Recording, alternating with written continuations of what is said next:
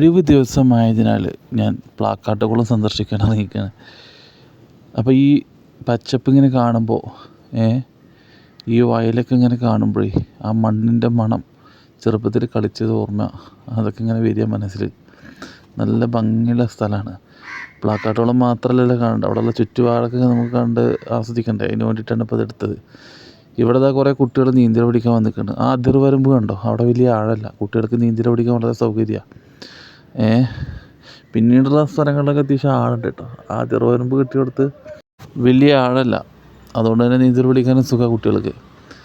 അപ്പോൾ എന്തായാലും ഇവിടുത്തെ ഇങ്ങനെ കാഴ്ചകളിങ്ങനെ ആസ്വദിക്കുന്നുണ്ടോ. ഈ ചേറും അതുപോലെ തന്നെ ആ ചേറിലൂടെ ചേർന്നുള്ള ഒരു അരുവി അങ്ങനെ കാണുമ്പോൾ തന്നെ നമുക്ക് മനസ്സിൽ വല്ലാത്ത സന്തോഷം. ആ മണ്ണിൻ്റെ മണം, അതുപോലെ തന്നെ ആ അത്താണിയൊക്കെ കാണുമ്പോൾ, അത്താണി എന്നാണ് പണ്ട് കാലങ്ങളിൽ അതിന് പറഞ്ഞിരുന്നത്. ഇത് ഇരുമ്പിൻ്റെ അത്താണിയാണത്, പണ്ടൊക്കെ മരത്തിൻ്റെ ആയിരുന്നു. ഇതാണ് അനങ്ങമല കേട്ടോ. നല്ല എടുപ്പോട് കൂടിയിട്ട് ഇങ്ങനെ നിൽക്കുന്നുണ്ട്. എന്താ അതിൻ്റെ ഒരു പ്രൗഢി. അതിൻ്റെയൊക്കെ താഴത്താണ് നമ്മുടെ ഈ ഒരു പ്ലാക്കാട്ടുകുളം സ്ഥിതി ചെയ്യുന്നത് കേട്ടോ. പ്ലാക്കാട്ടുകുളം വർഷങ്ങൾക്ക് മുന്നേ ഒരുപാട് പഴക്കമുള്ള കുളമാണ്. അപ്പോൾ നമ്മൾ ഇതിങ്ങനെ കണ്ടാൽ നിങ്ങൾക്ക് ഇങ്ങനെ ഒരു കാഴ്ച കാണുമ്പോൾ നിങ്ങളിവിടെ വന്നവരൊക്കെ ഉണ്ടെങ്കിൽ നിങ്ങൾ കമൻറ്റ് ചെയ്യുന്നുണ്ടോ. ഞാനെന്നെ ഇവിടെ കുറേ ആയി വരുന്നു.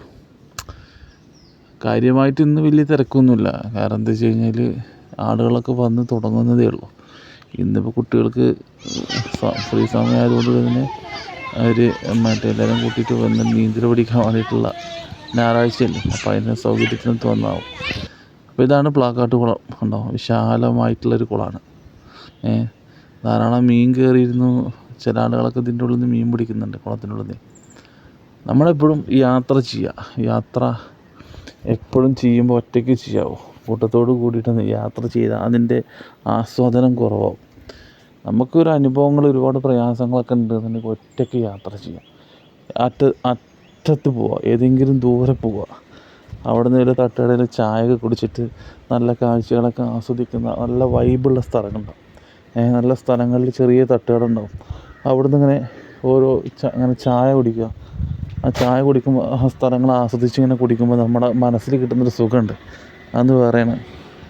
ചില ആളുകൾ ശ്രദ്ധിച്ചിട്ടുണ്ടോ, അവർക്ക് വലിയ നേട്ടങ്ങളും സമ്പത്തും ഉണ്ടാവും. ഇപ്പോൾ സമ്പത്തില്ലാത്ത ആളുകൾ, എല്ലാവരെയും അല്ല ഞാൻ പറയുന്നത് കേട്ടോ, ചില ആളുകൾക്ക് സമ്പത്തുണ്ടാവും. ആ സമ്പത്ത് വെച്ചിട്ട് സമ്പത്തില്ലാത്ത ദരിദ്രനും കടബാധ്യതകളുമായി വേദനയോടുകൂടി നടക്കുന്ന ആളുകളുണ്ടാവും.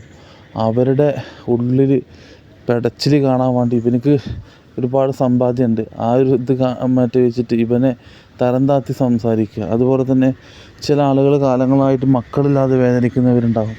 അവരുടെ അടുക്കൽ പോയിട്ട് അവരുടെ മക്കളില്ലാത്തവരോട് പോയിട്ട് പറയണം, ഞങ്ങളെ മക്കുട്ടിക്ക് ഇത്ര വയസ്സായി, എനിക്ക് വിശേഷമൊന്നും ആയില്ലേ, ഇങ്ങനെയുള്ള ആൾ കുത്തി ചോദിക്കുന്ന ചില ആളുകളുണ്ട്.